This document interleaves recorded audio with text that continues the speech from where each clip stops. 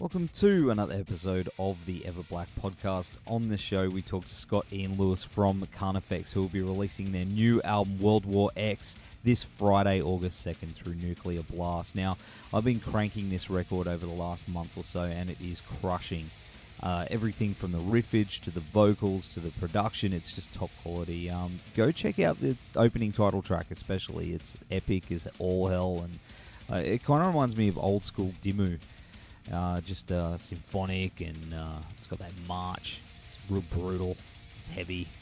Yeah, it's amazing. And Scott was great to talk to as well. Super cool guy, and one hell of a front man. I'm really hoping we get to see them on this album cycle, especially with all the stuff that I've been seeing that's been coming out of the Summer Slaughter tour so far over there in the States, and they're just absolutely killing it. They're such a great band. So fingers crossed, Aussies. Fingers crossed. All right, before we go into this episode, we have to mention it's brought to you by our good friends at Blacklight Art and Design, who are our go-to for all our screen printing needs. They've done all our shirts and hats for EverBlack Media, and they've got such a great turnaround. Highly recommend checking these guys out. www.blacklightad.com.au. Also want to give a shout out to our friends at RW Promotion, who are the best in the biz when it comes to stickers, flyers, banners, badges, and all other promo you need for your band or business.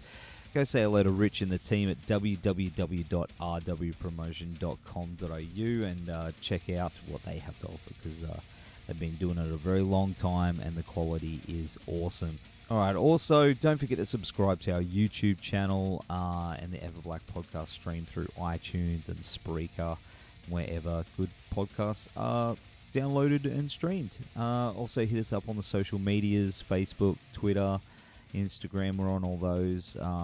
Don't care about the likes. I'm not an Instagram model. Sorry, guys. But yeah, please, follow our stuff. We do appreciate it. Okay, here is my interview with Scott Ian Lewis from Carnifex. The new album, World War X, comes out this Friday, August 2nd. Turn it up loud. Go get it. Go pre-order it now. The links should be up on our Facebook page and the website. Enjoy. Scott, how you going today, man? Doing pretty good. How are you? Yeah, excellent, man. It's been a while since we've spoken, actually. But the new Carnifex album, World War X, comes out on August 2nd, and it's brutal as hell, man. I've had it on repeat over the last few days. So what's the meaning of the title? For me, it was about trying to take everything that, for the most part, gets internalized and gets pushed down. Internalized fears, anxieties, paranoias, and those types of things, and really put them out front on a battlefield, on the front line, and take them on, face them, and defeat them, and don't be less than because of them. So World War X, X is unknown. It's your war. It's the war. Right. Maybe you're doing it right now, or maybe you already did, or maybe it's going to come up, but at some point you're going to have to face it. I like that, dude. How's the title tie in with the lyrical themes of the other songs? Is the album as a whole a concept tying in with that? I mean, it is, yeah. It's, I think maybe concept might be a little too kind of beginning, middle, end. Every song's a chapter. That's not really the case, but every song is definitely in line with the theme of the title and the theme of the cover. There's a continuity in subject matter and the point of view to the subject matter throughout. There's a VHS edition I saw online. That's pretty awesome, man. Yeah, well, so it's a collector's box. So inside is your CD is in there, the patches are in there, the pins are in there, the stickers in there. So there is no VHS tape to play. A few people have asked, and I was like, yeah, what would we put on it? I'm like, I guess we could put some music videos on it, but then like, well, who has a VCR? But yeah, it's more, we were trying to embrace really kind of this dystopian world, and you might see that from like a what's this old 80s movie that I never saw, so we were trying to have a little fun with it there for the props. Well, are you a collector of old VHS tapes? I am. Maybe not. Definitely not to the level of a lot of other people out there, for sure. But specific titles from certain directors and writers, definitely. Because I used to. I got rid of a lot of them. There's only one that I've really kept, and I'm looking at it now. It's Tales from the Crypt, Demon Knight. It's like Okay. I could get rid of it. So I don't know. I just love it, and that soundtrack. You know, you've Yeah. ever heard it?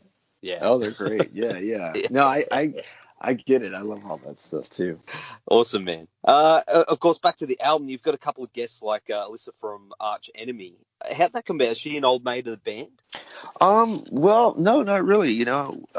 Early on when we were talking to our label, Nuclear Blast, we were telling them some of the things that we were hoping to do with the record, and we mentioned that we really wanted to have her on, and thankfully we were able to connect with her through the label, and we sent the pre-production track over, the demo track over in August or September of last year.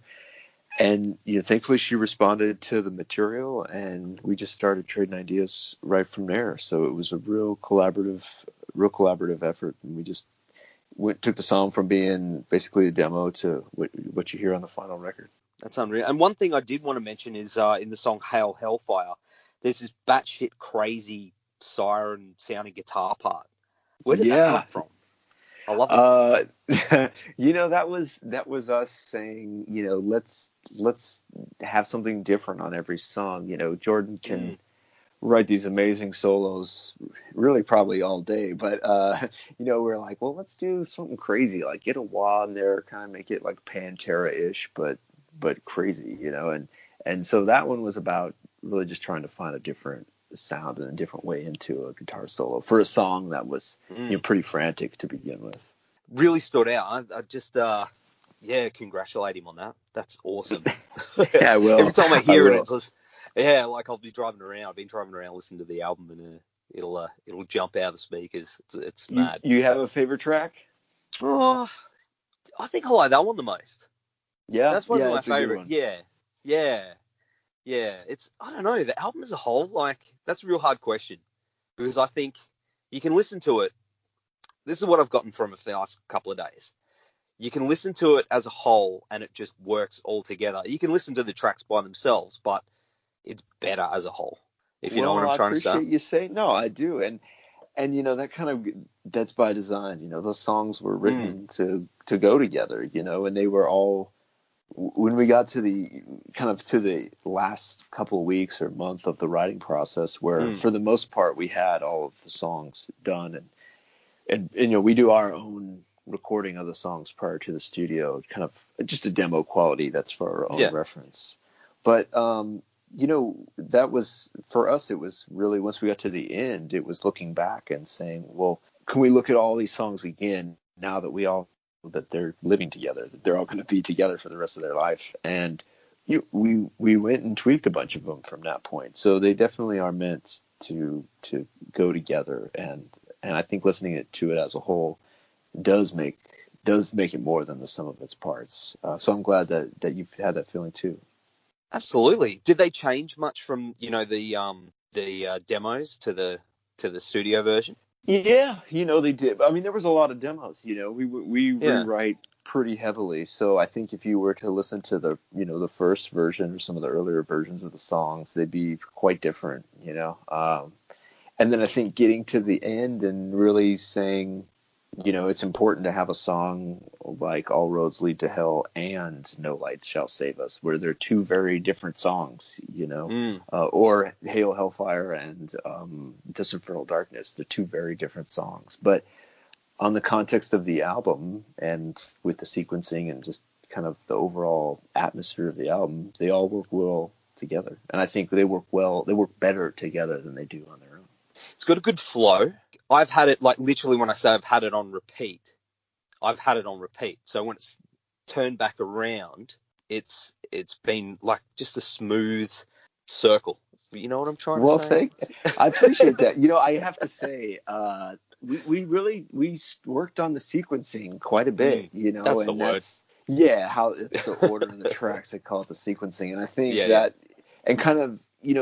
How the album ends with that ring out, that wasn't an idea that we had until very late, and that was Jordan's idea. And he was like, we were trying to figure out, like, kind of how do we close this thing out? And it was like, just leave that tension there, because I think a lot of that motivation to hit play again comes from the way that the album ends, you know. Yeah, absolutely. I love it, man. I love it. And of course, the Some Slaughter tour kicks off next week, and that lineup is fucking insane, man. I wish I could be there too, but I'm all the way down here. I wish we could get it down to Australia too. That'd be awesome. That'd be awesome. I'm sure you're mates with all those bands too. You've probably toured with them tons of times. Yeah, we have for the most part. Yeah, pretty much everybody has, and we've been trying to get down to Australia for a number of years. Get back down there. I'm pretty sure we'll be able to on this album, though. I definitely hope so, man. It's long overdue, and of course, I mean, with that tour, because there's so many bands, there's so many dates. I mean, we don't have that kind of thing down here in Australia, if you know what I mean. We do to an extent, but not on that level. How much prep for you guys alone goes into that? There's a lot of organising. It is, yeah. It is a lot of organizing, and a lot of that's because we're really pushing our live show as far as we can right now, and trying to make it a theatrical experience and capture. You know, when you hear an album like that, to me as a fan, it's a really powerful album. You know, and so when I go to a show, I want to see that emoted from the band, and I want to see that represented on the stage. So for us, we're really focused on developing our live show to present the album in a live fashion with just as much, scale and impacts. And yeah, it's a lot of prep, a lot of rehearsal, and, just the logistics of getting all the merch together and getting the gear together and getting the crew together, ordering the light package. A lot goes into it, but it's, when we get up on the stage, they're finally at, 9:00 when we go on, and it's that big show that really leaves everyone feeling like they got their money's worth. And man, this was not just band practice. This was the album live, then we know it was worth it. Are you doing it start to finish? No, we're not doing like a playthrough.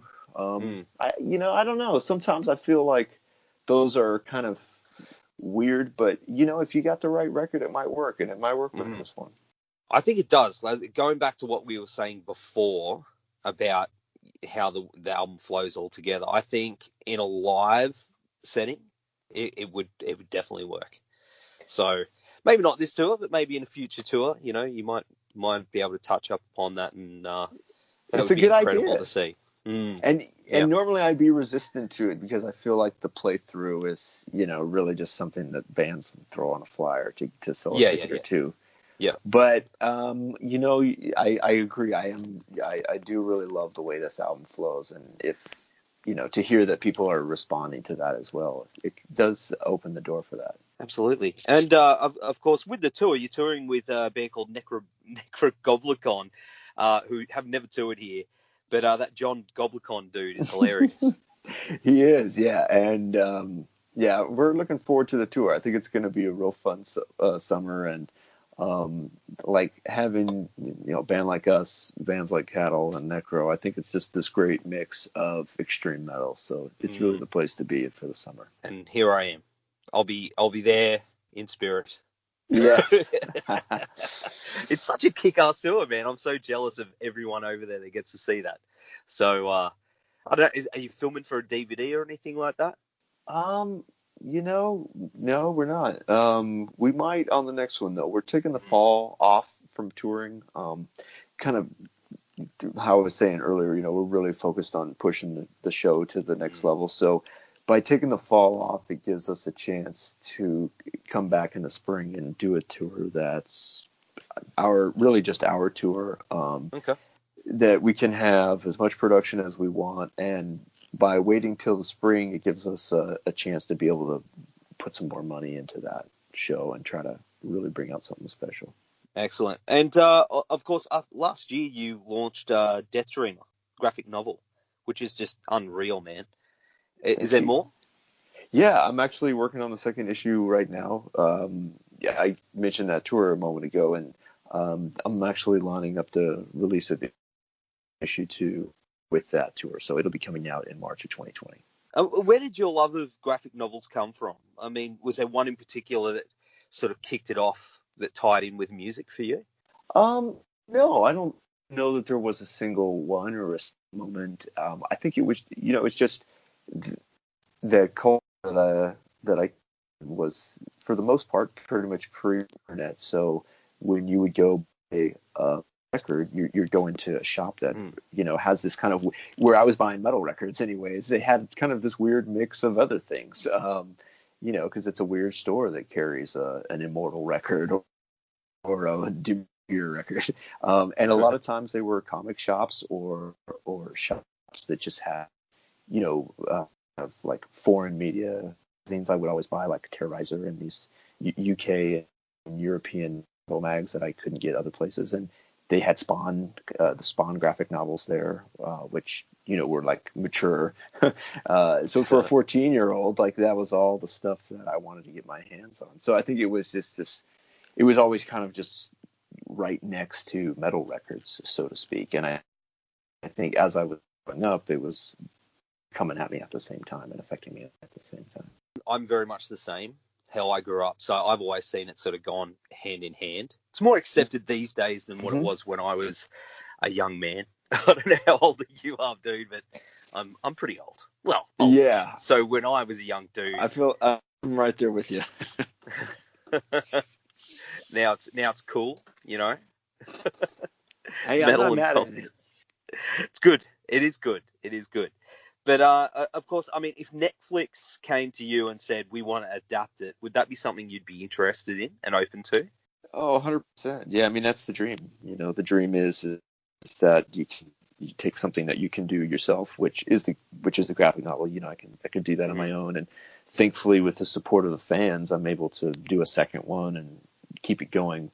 Obviously, something like a show, you need to partner with someone like that. So that would be a dream come true. We can hope. That's it. Put it out there. Absolutely. Get them to back that money truck up to your house and get it happen. I'm ready for it.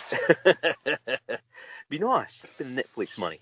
Yeah, they got a few bucks. But, yeah. You know anyone? Yeah. Well, no. But let me know. Maybe they. Yeah. Awesome, man. Well, what's obviously you got this tour coming up. You're taking a break, and then you're heading out on a solo tour. But what's in the future for Carnifex? I think it's about trying to really get this record out to everybody. It's a record we really believe in, not just because it's our newest and it's the one we got to sell, but really it was an inspired writing process. We had a great time writing it. We really just kind of looked internally for everything and just embraced a lot of the things that we had always wanted to do musically, but for a number of reasons we're just finally able to articulate on this album. So hopefully it can end up in people's hands and they give it a chance and it'll be sinks in and really leaves a mark. That's the hope. I think it's going to, and I'm not just saying that, man. Like, as I said, like I got it and I've listened to it probably 1,000 times. Well, that's over-exaggerated. You know what I'm trying to say. But I've listened to it. I've listened to it a lot of times, man. Like, we've done a lot of driving in the last couple of days. And I really, honestly, for me, I think it's your best work. You've just broken through the mold, man. I think it's really going to take off, and I'm really excited for you guys. Not just as a fan, but... I appreciate that. Yeah, man. No, I'm not just saying that. I mean that. I think it's going to really blow up. So enjoy the ride, bro. We always make the joke that it's a 14-year overnight success. I'm not saying that, like, I've enjoyed all your other albums, not just saying that, but I really found a connection with this. So I hope that's clear. Well, yeah, and honestly, it was a special writing it. I think when we were writing it, we knew, like, wow, this is better. We could just tell it had something special in it. I think a lot of that comes from, all the goodwill we were filling off of Slow Death. That was an album that was really embraced by the fans and really really embraced us. And so I think in doing that, it really gave us the momentum to just say, let's just be unabashedly us. And that's what this record is. Excellent. Well, I'm very excited for you guys, and I hope you enjoy the tour, and I hope Australia's on the cards very, very soon. I hope it is too, man. Trust me. All right, man. Well, thanks for taking the time to chat on the show, and I hope you and the boys have a kick-ass time on tour and you stay safe and keep kicking ass, bro. Thank you so much. I'll catch you on the next one.